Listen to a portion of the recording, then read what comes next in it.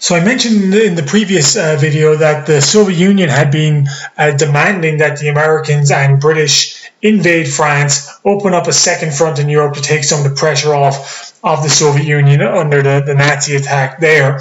And finally on June 6th, 1944, what we know as D-Day, Operation Overlord was launched, a massive Allied invasion by the Allies of France from Britain, the biggest single maritime military operation in history. And they managed to gain a foothold in France and begin pushing the Germans back. It should be worth bearing in mind, however, that especially some of those early people who hit the beaches on D-Day suffered horrible casualties. The German positions were very well defended. It really was an extraordinary military effort to simply gain a foothold on the beaches of France and begin gradually pushing the Germans back and reconquering France itself. And eventually, caught between the Allies advancing west from France and the Soviet Union obviously continuing its advancement east, Germany was crushed. Adolf Hitler committed suicide, I think it was May 2nd, 1945, and within a week, the German government had surrendered unconditionally. And this was something the Allies, I guess, had felt that they wanted to make sure that they decisively defeated Germany, and that there was no kind of surrender or allowing the Germans to surrender as they had in the First World War. That had allowed the myth of the German army not being defeated to emerge, and the Allies were very determined that to make it very clear to the German populace that they had been comprehensively militarily defeated. That being said, it wasn't like the Nazis were looking for a peace treaty anyway. Adolf Hitler obviously fully understood he would never be allowed to retain his position in Germany, and therefore tried to fight the war until the bitter end. So the Germans are defeated in 1945. Of course, the war was not over at that point. The war in the Pacific was still continuing between the United States and Japan. The key turning point in the battle in the Pacific was the Battle of Midway between the Japanese and the Americans in 1942. The United States, within a relatively short period of time, was able to, I think over 8 minutes, was able to sink 3 different Japanese aircraft carriers, which was the heart of the Japanese fleet.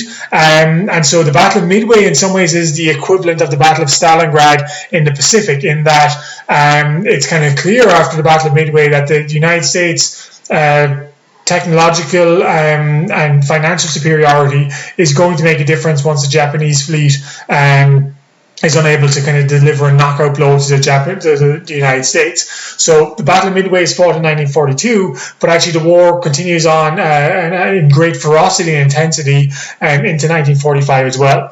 The Japanese were determined to resist all American efforts to capture land they possessed. It often resulted in very brutal hand-to-hand fighting in various Pacific islands. In fact, one tactic the United States adopted was the practice of island hopping, basically where Japanese had garrisons on certain islands. The United States didn't even bother to attack those islands. It felt that it was not worth putting soldiers on the ground to try and conquer those islands that maybe didn't have too much important military strategic value, especially the idea being that once Japanese were defeated in general, those islands had to surrender anyway, so it wasn't worth fighting the Japanese in some of those islands. The end of the war comes in August 1945. The United States has developed the atomic bomb over the course of the war. It drops 2 atomic bombs, one in Hiroshima, which kills 80,000 people immediately, another in Nagasaki, which kills about 40,000 people immediately.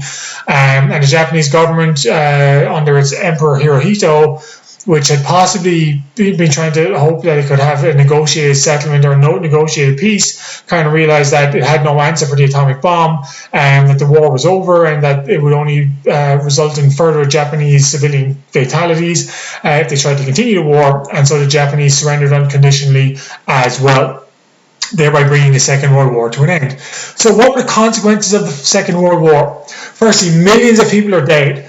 The exact figures for the Second World War are difficult to gauge, somewhere between 75 and 80 million people. That was about 3% of the entire world population dead in 1940, based on 1940s numbers.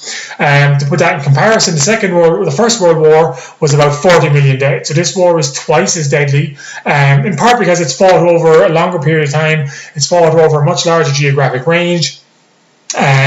But yeah, about 80 million people die in the Second World War. Millions are left homeless. Millions are left as refugees across Europe as well.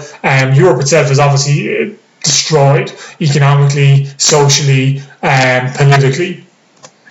The European economy was shattered, and whatever financial reserves and industrial capacity it had prior to the war, in many cases, have been destroyed, partly because of the nature of the conflict itself, that both the Germans and the Allies are willing to use mass bombing to destroy the industrial capacity of their enemies, meaning that much of Europe is not only economically shattered, but also does not have or has lost a great deal of its industrial capacity and must start rebuilding again, in many cases from scratch. New political boundaries were drawn in Europe. Germany, we'll talk more about this later on, was divided in initially in 4, eventually in 2. Germany itself shrank. The Soviet Union basically wanted to annex part of Eastern Poland, the part of Poland that had annexed during the invasion of Poland in 1939. In order to compensate Poland, they basically took off a chunk of East Germany and gave it to Poland instead. So the modern state we know as Germany is actually smaller than the Germany that had existed prior to the Second World War, because most of what used to be East Germany is now in fact part of Poland.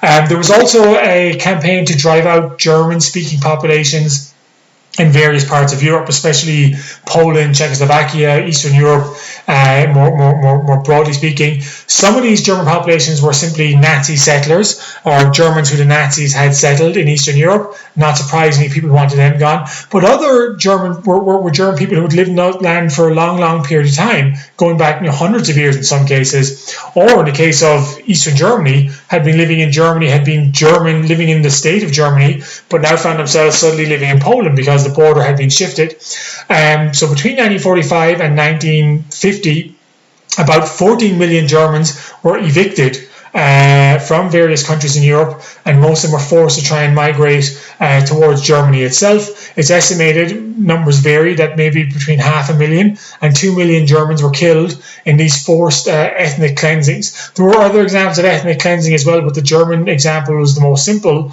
or the most obvious in terms of the numbers, and the motivation kind of more understandable. But in some cases, these were Germans who had nothing to do with the Nazi war effort, and were being punished simply for being German.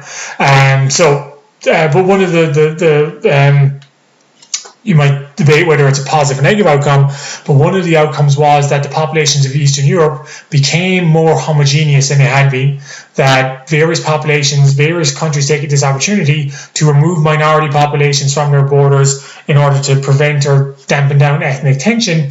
And for that reason, today in Eastern Europe, there really isn't as much tension between various ethnic groups in those countries of Eastern Europe as there had been prior to the First World War, or indeed between the First and Second World War.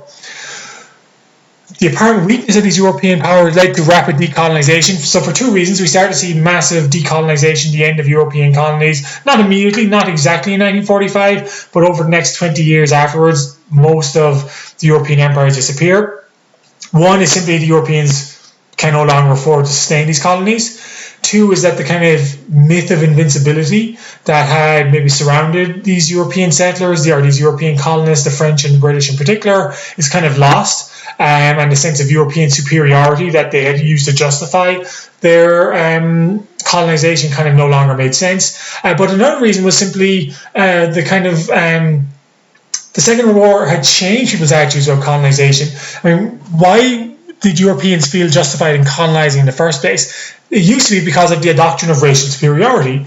Basically, the Europeans felt that, well, as white people, they were the only civilized ones, and therefore they had to help inferior African and Asian people work towards civilization. That kind of language sounded very close to what the Nazis had been saying.